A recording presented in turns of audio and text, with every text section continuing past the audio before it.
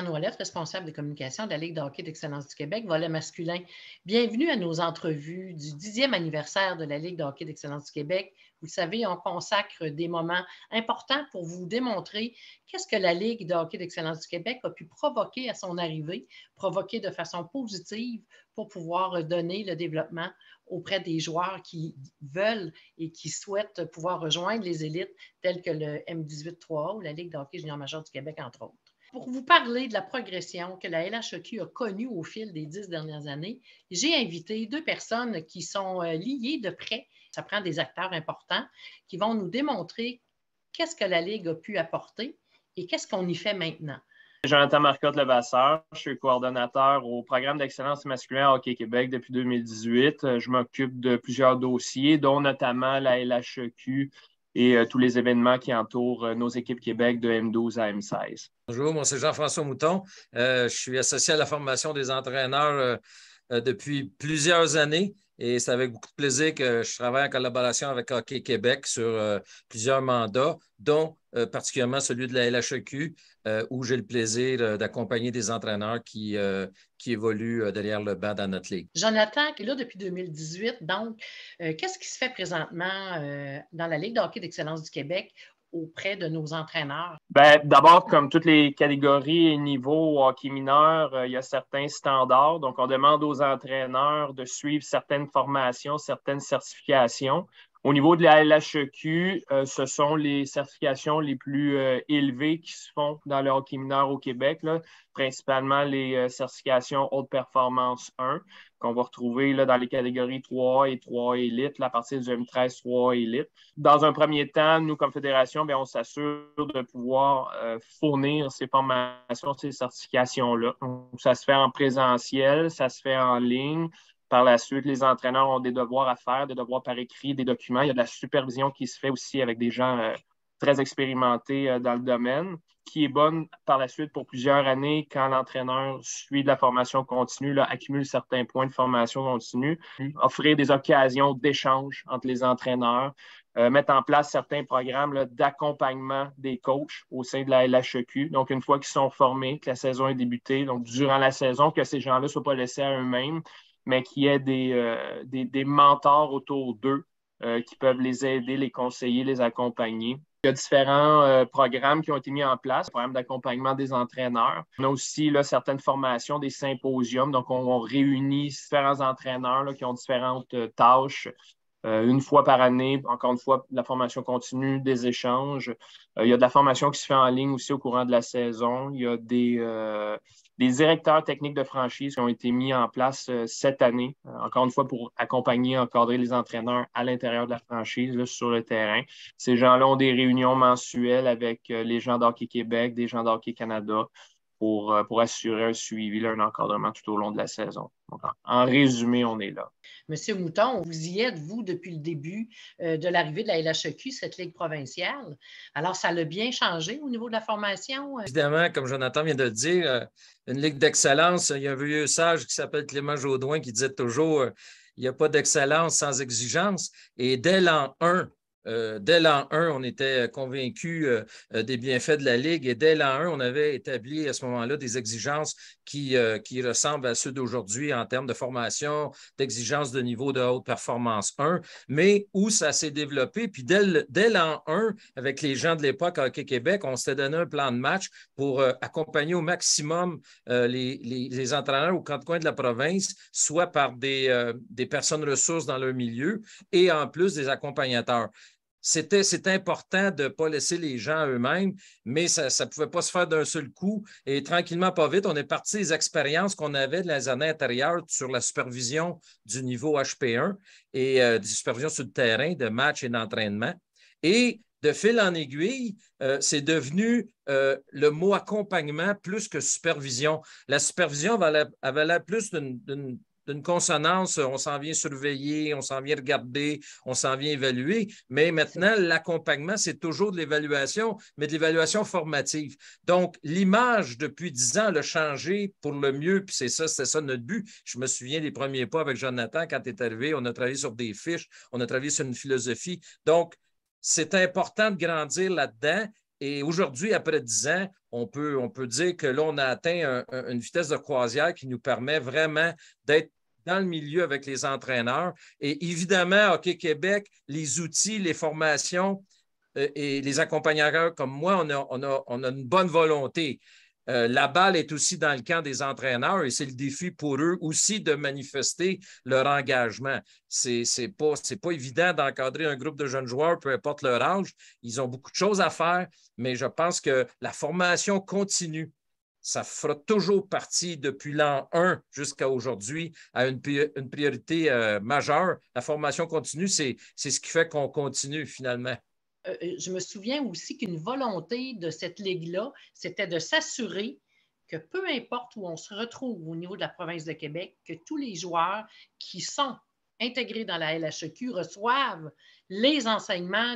Est-ce que maintenant, on peut confirmer ou s'assurer qu'effectivement, on a atteint aussi ces objectifs? Bien, ce que je pourrais dire là-dessus, c'est que cette année, déjà, on a mis un programme en place, quelque chose de nouveau dans la dernière saison, qui est l'introduction du Gold Medal Pathway ou en français, le cheminement vers l'or de Hockey Canada, qu'on essaie d'intégrer à l'intérieur des franchises dans la LHEQ. Donc, pour faire court, c'est un peu une planification à long terme qui a été bâtie par Hockey Canada pour amener les joueurs à un niveau d'excellence ultime, là, qui pourrait être une médaille d'or pour le Canada là, à des compétitions internationales. Donc, cette planification-là, ça vient nous fournir un cadre ou des lignes directrices à savoir qu'est-ce qui doit être enseigné et à quel moment dans le développement du joueur. Donc, nous, en arrivant, par exemple, à chaque mois avec une thématique, par exemple, une tactique, disons une approche au porteur. Donc, c'est le thème du mois. Donc, comment on introduit, comment on développe, on perfectionne ces notions-là selon la catégorie.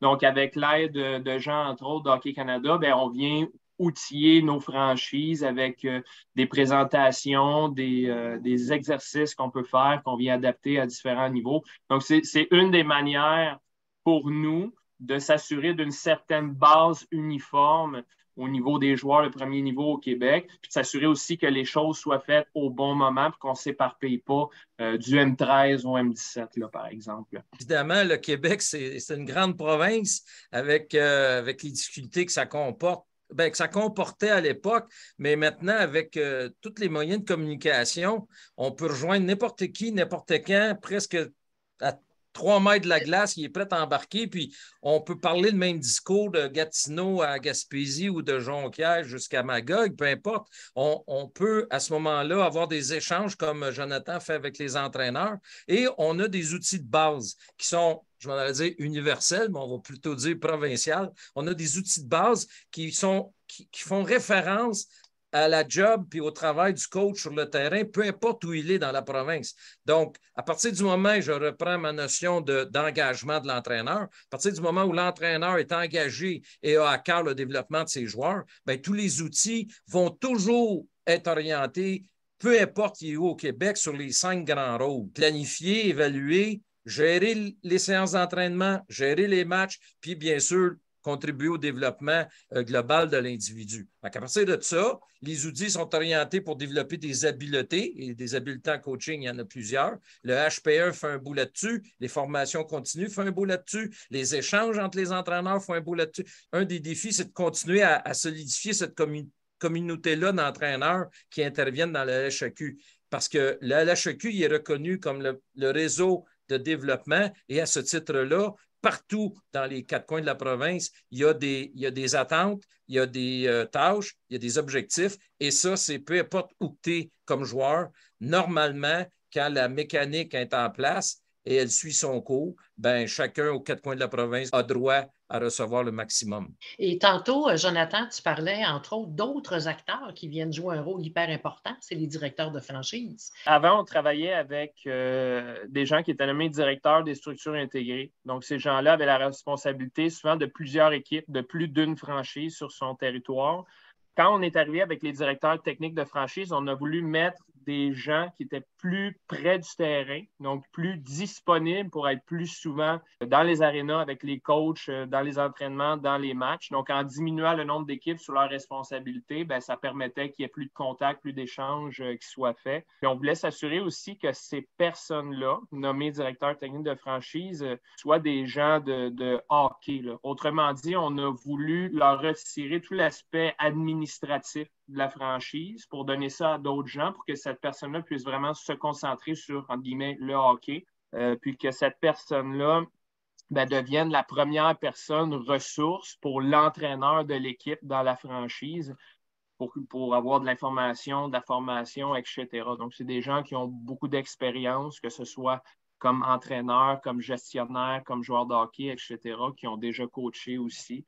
Est-ce que, Jonathan, ces gens-là sont aussi appelés à faire du perfectionnement? Oui, bien, en fait, comment on fonctionne au niveau de la fédération, c'est que nous, à chaque mois, on a des rencontres mensuelles avec l'ensemble des directeurs techniques de franchise de la Ligue. Et puis, ces gens-là deviennent notre courroie de transmission là, pour l'information vers les entraîneurs dans leur franchise. Dites-moi, M. Mouton, tantôt, vous avez changé un mot qui est hyper important, superviseur à accompagnateur. Ça change complètement l'angle de l'implication que vous aviez. Est-ce qu'il serait juste de dire qu'aujourd'hui, on pourrait peut-être même parler de partenariat avec les entraîneurs? Oui, Au tout même à fait. titre qu'on parle de partenariat avec les joueurs? Oui, bien, le mot partenariat, je suis jaloux un peu, vous me l'avez piqué, j'aurais pu le dire, parce qu'effectivement, c'est vraiment cette notion à partir du mentorat, de partenariat, et qui dit partenariat, dit j'ai un rôle comme accompagnateur, mais tu as aussi un rôle comme entraîneur. Ça, c'est fondamental. Donc, à partir du moment où le DTF et le coach comprennent bien leur rôle, comprennent bien ce qu'ils ont à apporter à tous et à chacun, bien à ce moment-là, c'est certain que la notion de partenariat est fondamentale. Tantôt, je parlais de communauté d'entraîneurs. Le contraire d'une communauté, c'est l'isolement.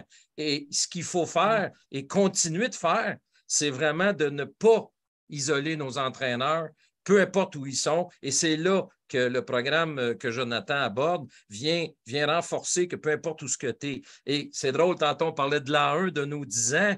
Et là, ben là, on est rendu à l'an 1 du DTF. Et à ce moment-là, je suis convaincu que Jonathan et son équipe vont tracer un bilan, vont faire des précisions pour qu'on relance la 11e année avec un DTF l'an 2. C'est l'an 1 du DTF.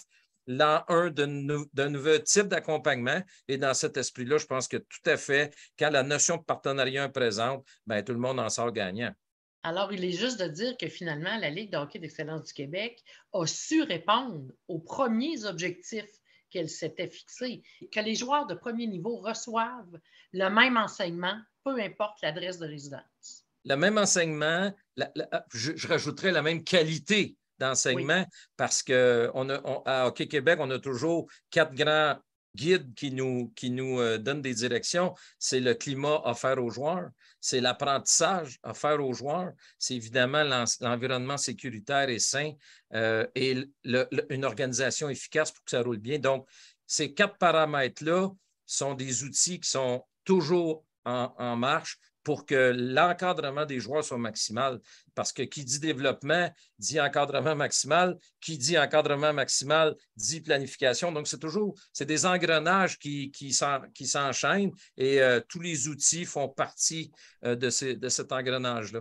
Qu'est-ce qu'on peut s'attendre, messieurs, de la LHEQ dans les prochaines années? Écoutez,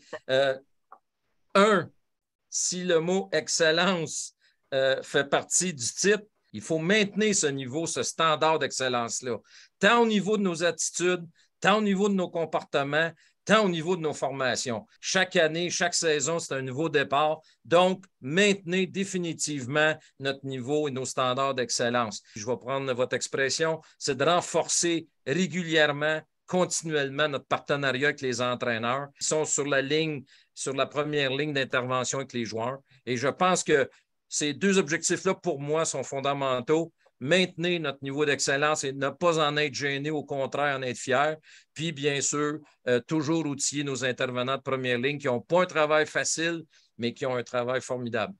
Ben, pour continuer dans la même lignée, pour moi, ce qui est important, c'est d'offrir aux entraîneurs des occasions aussi d'échanger entre eux autres. On veut éviter, là, comme on mentionnait, que l'entraîneur se retrouve seul dans son coin, dans son environnement, mais ça devient extrêmement enrichissant pour eux là, d'avoir des occasions de parler à d'autres entraîneurs qui peuvent vivre les mêmes situations d'eux.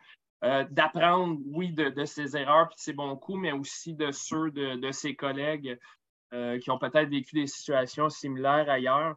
On a parlé des directeurs techniques de franchise, des entraîneurs, des coachs d'équipe, mais il y a d'autres gens aussi qui ont un rôle important, puis c'est les entraîneurs que je dirais plus spécialisés, comme des entraîneurs de gardiens de but qu'on connaît, des entraîneurs d'habileté, skills coach. À l'extérieur de la glace, on a des préparateurs physiques puis différents intervenants. Puis ces gens-là ont un rôle important, peut-être plus dans l'ombre aussi, ou peut-être plus, on dirait, durant la période estivale ou durant des congés, là, durant la saison. Mais on veut bien encadrer ces gens-là aussi. Avant de débuter la saison, on va mettre en place là, un symposium là, qu'on va répéter annuellement, où on va inviter les directeurs techniques de franchise, les entraîneurs d'habileté, de gardiens de but, les préparateurs physiques, ces gens-là, pour, oui, offrir une forme de formation continue, mais de la formation continue qui va être adaptée à leur concept. Donc, on ne travaille pas nécessairement avec des pros joueurs LNH, on travaille avec des adolescents, donc voir comment on pourrait mieux les outiller dans cette direction-là, mais comme je disais, surtout si leur permettre entre eux de pouvoir échanger. Il y a 10 ans, un projet très audacieux, la LHEQ, on sera sûrement d'accord avec ça, mais on l'a fait. À quoi on peut s'attendre dans les prochaines années? Il faut qu'on soit une référence au Québec. Il faut que la Ligue de hockey d'excellence du Québec, quand on nous regarde, quand on nous observe, quand on entend parler de nous autres, quand les gens discutent à gauche et à droite, c'est toujours en fonction d'un maximum d'efficacité, d'un maximum d'encadrement sain et stimulant. Tant au niveau de l'encadrement sportif, évidemment au niveau de la réussite académique, hein, un ne va pas sans l'autre, puis de soutenir nos joueurs là-dedans, mais aussi en termes d'image et de comportement qui sont à la base même d'une expérience sportive stimulante. Je serai toujours déçu, peu importe la ligue, de voir des comportements antisportifs et des comportements qui n'ont pas lieu d'être sur une patinoire ou à l'extérieur en hors-glace. Je vais toujours être déçu parce que je pense que le hockey, c'est la plus belle école de vie qu'on peut offrir à nos kids qui en font partie, en plus de l'école et de la famille, bien sûr.